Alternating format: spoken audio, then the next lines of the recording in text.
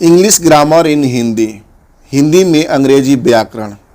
बोलचाल या संदेश आदान प्रदान करने के लिए भाषा का प्रयोग किया जाता है। हर भाषा में बोलने अथवा लिखने के लिए शब्दों के समूहों का प्रयोग किया जाता है। ऐसे शब्दों के समूह जिनके भाव पूरे हों, हम उसे वाक्य यानी इंग्लिश में सेंटेंस कहते हैं। छोटे बड़े सेंटेंस को बनाने के लिए उपयुक्त शब्दों के समूहों को जो अर्थ भाव प्रकट होता है, उनके आधार पर सेंटेंस को 4 वर्गों में वर्गीकृत किया जा सकता है।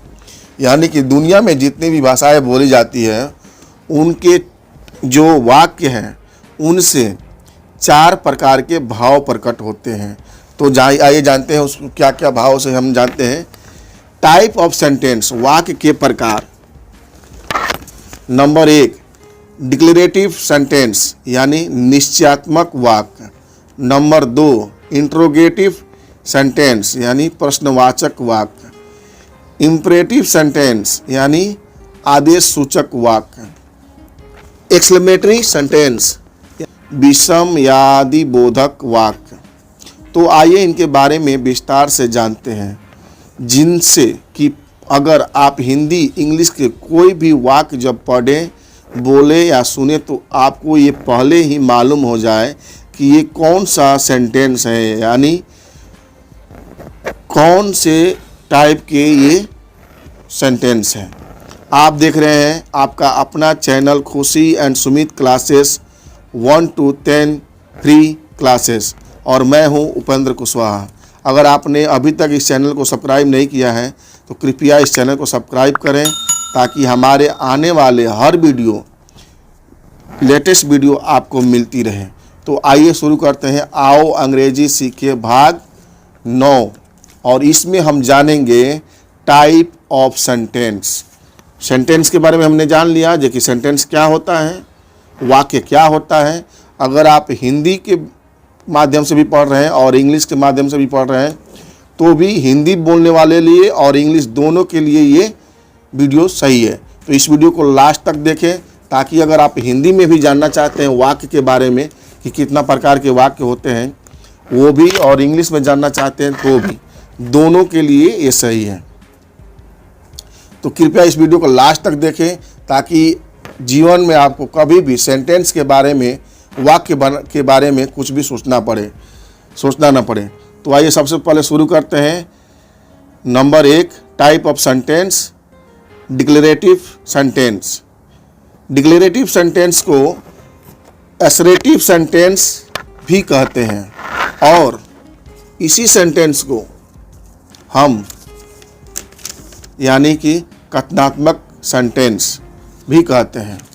उन वाक्यों को कहा जाता है जो वर्णन करते हैं या स्वीकार करते हैं किसी भी श्रेणी के वाक्यों को, किसी के बारे में या कि स्थिति के बारे में जानकारी या उसका विवरण मिलता है, उसको हम डिक्लेरेटिव सेंटेंस यानी निश्चयात्मक सेंटेंस कहते हैं। जैसे that is a good book, वह एक अच्छी किताब है। यानी किताब तो है लेकिन एक अच्छी किताब है, उसके बारे में ये वर्णन किया जा रहा है कि that is a good book. My house in Delhi, मेरा घर दिल्ली में है। दिस इज राम, यह राम है। माई डॉग इज सिक, मेरा कुत्ता बीमार है। राम इज स्मार्ट, राम चालाक है। इन वाक्यों में ये मालूम पड़ रहा है जैसे किसी के बारे में कुछ बताया जा रहा है। तो जिन वाक्यों को बोलते समय किसी के बारे में कुछ बताया जा रहा हो या किसी स्थिति के बारे में जानकारी दिया जा रहा हो, तो वो डिक्लेरेटिव सेंटेंस यानी निश्चयात्मक सेंटेंस कहलाते हैं। ऐसे बहुत वाक्य हैं। अब चलते हैं नंबर 2 इंट्रोगेटिव सेंटेंस यानी प्रश्नवाचक वाक्य। वह वाक्य जो किसी भी व्यक्ति से कोई सवाल पूछता हो, कोई प्रश्न करता हो, तो उसको इंट्रोगेटिव सेंटेंस कहते हैं। जैसे आपका नाम क्या है, what is your name.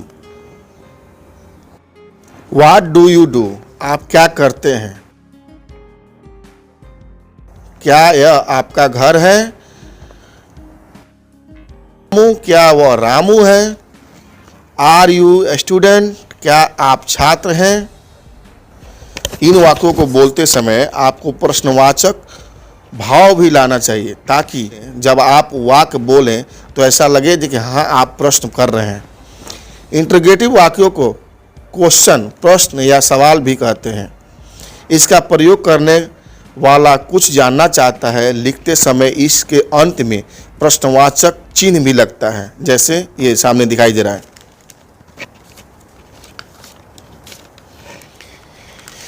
Number 3, imperative sentence, आदेश सूचक वाक्य।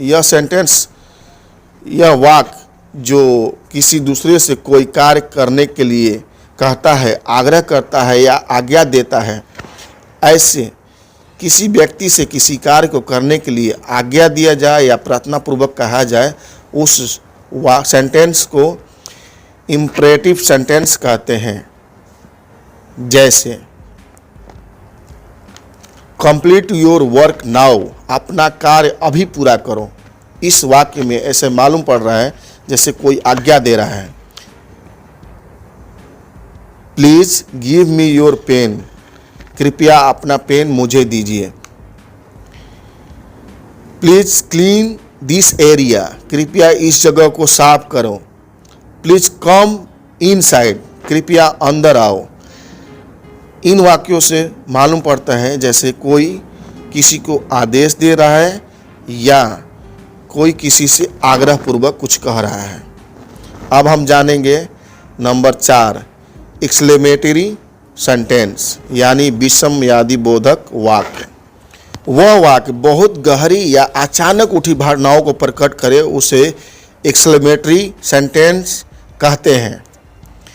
जैसे अचानक मिली खुशी, अचानक गम के भाव को प्रकट करने के लिए जो शब्द सेंटेंस का प्रयोग किया जाए उसे हम एक्सक्लेमेटरी सेंटेंस कहते हैं। जैसे इन वाक्यों को लिखते समय एक्सक्लेमेशन का चिन्ह का प्रयोग किया जाता है, जो ये सामने स्क्रीन पे दिखाई दे रहे हैं। कुछ वाक्य लेते हैं, जैसे आई हैव वॉन, मैं जीत गया। क्या सुंदर दिन है, व्हाट अ ब्यूटीफुल डे। मैं गुस्से में हूं, आई एम एंग्री, आपने बहुत अच्छा काम किया, you did a great job. You on the prize, आपने पुरस्कार जीत लिया। ऐसे ही अनेकों वाक्य इन 4 प्रकार के वाक्यों से बनाए जा सकते हैं।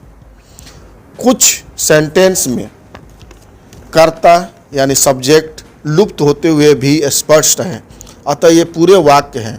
किसी भी वाक्य में कर्ता और क्रिया का होना आवश्यक है। किसी एक वाक्य में एक से अधिक कर्ता और क्रिया भी हो सकते हैं। इस तरह वाक्य अपने आप में पूरा और आत्मनिर्भर होता है। वाक्य भाषा की इकाई हैं।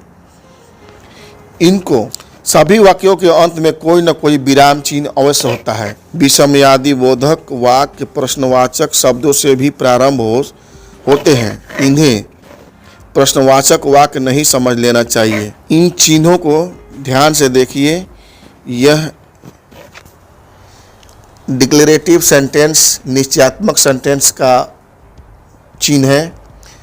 ये इंटरोगेटिव सेंटेंस यानी प्रश्नवाचक वाक्य का चिन्ह है।